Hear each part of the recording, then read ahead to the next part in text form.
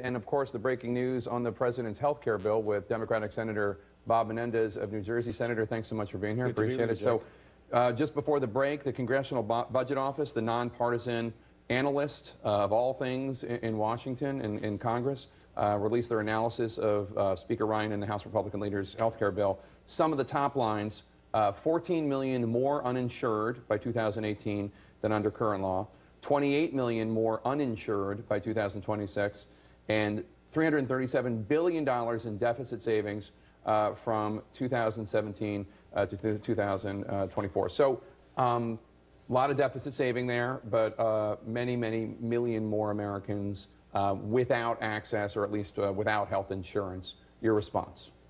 Well, an enormous blow to people getting coverage and having coverage. 24 million Americans losing their health care coverage. And the deficit savings are because at the end of the day, you're just so contracting Medicaid and the tax credits that you're given. So that's why the savings exist. But it comes at the cost of 24 million people not having health care coverage, which is critical to the quality of their lives, critical for them to be productive. And then the consequences to our health care system of people who go uninsured and then use the emergency room as the vehicle for their primary care. This goes back to the system before the Affordable Care Act that had insurance companies decide what coverage you were going to get, that were arbitrary and capricious in denying people, and at the end of the day had millions without health care coverage. Well, let me play devil's advocate for a second, because one of the things that Republicans say, and President Trump said this today, is that without any sort of changes, Obamacare is, quote, going to implode itself off the map. And there are a lot of criticisms. You know, in your home state of New Jersey, in 2015, I think there were 5 insurance plans on your state exchange, and now there are only 2 insurance plans. The plans are pulling off the exchanges. Doesn't there need to be a major overhaul of Obamacare? Well, Jake, we've always said that the Affordable Care Act wasn't perfect. You don't have any type of sweeping legislation, Dodd-Frank, or for that fact this, that is perfect when you have that type of vast encompassing legislation. But every time we've sought to improve the legislation, our colleagues sought to slay it. So the opportunity to try to solve unintended consequences and improve upon it just simply haven't been there.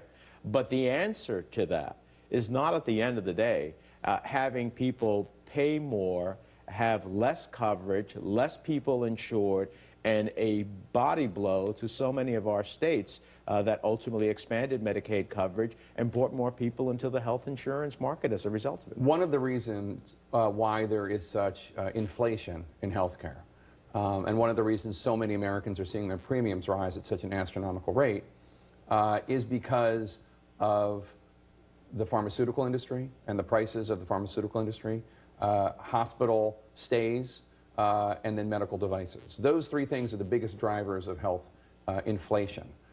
What did Obamacare do for any of them? I mean, as I understand it, there really weren't a lot of measures to contain costs. They certainly expanded coverage with the Medicaid expansion and with stipends and all the rest to help people get access to health insurance.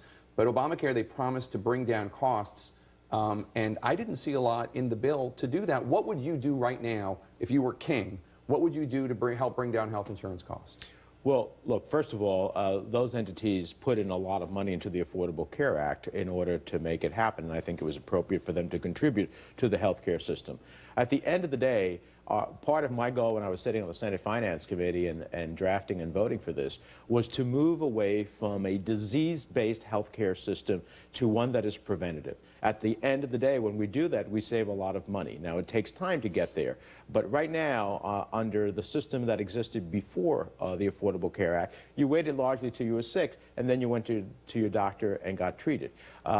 We wanted to move to a preventative-based system, to pay hospitals, for example, on outcomes, where there's less likely that if you had to go into the hospital, you get readmitted. To make sure that if you are using prescription drugs, you're using it in a way that improves the person's health care and doesn't have them having to go back to another physician for another purpose. So those are elements that we need to expand upon. We can create greater competition in the system as well. You know, it's ironic that under the Affordable Care Act, you can cross state lines and offer insurance, but insurance companies generally haven't sought that. That supposedly is going to be one of the things that the Trump care seeks to do. But the reality is, at the end of the day, that could be done right now under the Affordable Care Act. So the question in my mind is not to go ahead and abolish the Affordable Care Act. It's to work to improve upon it. And then we would actually improve the health care of people in this country. We would drive down costs. We would create greater competition. And we would end up with a better health care system and better health for people in America.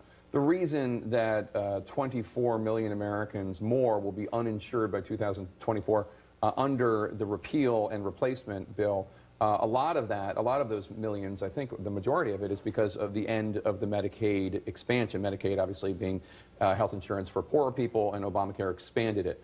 New Jersey is one of the states where a Republican governor, in your case Chris Christie, agreed to go along with the Medicaid expansion. I think 500,000 more New Jerseyans have Medicaid because Governor Christie did that. What's to stop you, Senator Booker, and Governor Christie from getting together and figuring out how you can provide for those 500,000 just within the state? I mean, there were plenty of states, including Indiana, that did their own experimentation with Medicaid expansion. Why can't you just do that?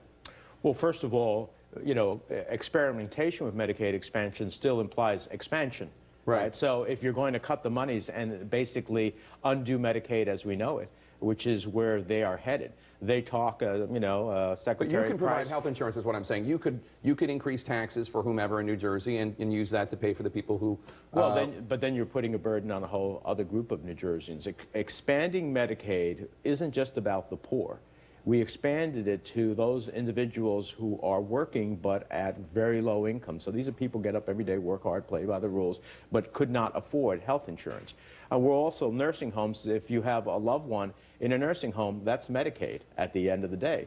So yes, we could tax another group of New Jerseyans to afford the opportunity for health care for these people, but at the end of the day, insurance is about spreading risk across a wider universe. The wider we spread it, the better off we are. So when we had Medicaid expansion, we were doing two things. We were covering more people who were going to an emergency room, ultimately for health care, because before, if you qualified for Medicaid before the expansion, you already had health care coverage. The poorest of the poor had the health care coverage. Medicaid expansion took in the working group that couldn't afford health care but was working every day and wasn't poor in that context. And then secondly, you ultimately created a system that, for example, in New Jersey hospitals that faced millions and millions of dollars of uncompensated care that they were delivering, but nobody had insurance to pay for it. Well, drove up the price for everybody else. Who went to the hospital had to pay for it. This ended up being a lot more about health care because of the CBO report. I have two more questions for you. One is about the Russia investigation. The Senate Intelligence Committee is looking into that right now. You're a member of the Senate Foreign Relations Committee. Are you confident that the Senate Intelligence Committee can pull off the kind of inquiry that needs to be done? Well, look, I'm for an independent commission, and I think we have the master of misdirection in the White House, evidently, you know, the suggestion that President Obama wiretapped him, and then takes off the attention on what was happening with Russia and the Attorney General and others. So I'm for an independent commission. I think that's the only way across the entire spectrum. I respect the Intelligence Committee and our leadership on a bipartisan basis, but that's one element of a much broader set of circumstances. I want to make sure that when President Trump is acting, he's acting in the interest of the American people, not in any interest he might have. And that's broader than the intelligence elements, broader than the whole issue of our elections. It's a whole host of issues, and I think a 9/11 independent type commission should do it. And lastly, sir, I'd be remiss if I didn't ask one of the only 4 Latinos in the Senate about the tweets and comments made by Congressman Steve King, Republican of Iowa. He tweeted, having something to do with a European election, quote, "Culture and demographics are our destiny. We can't restore our civilization with somebody else's babies." And then he seemed to double down on that sentiment in an interview with CNN. Take a listen. Of course, I meant exactly what I said, as it always is the case. If you go down the road a few generations or maybe centuries with the intermarriage, I'd like to see an America that's just so homogenous that we look a lot the same from that perspective. This Western civilization still is a superior civilization, and we want to share it with everybody.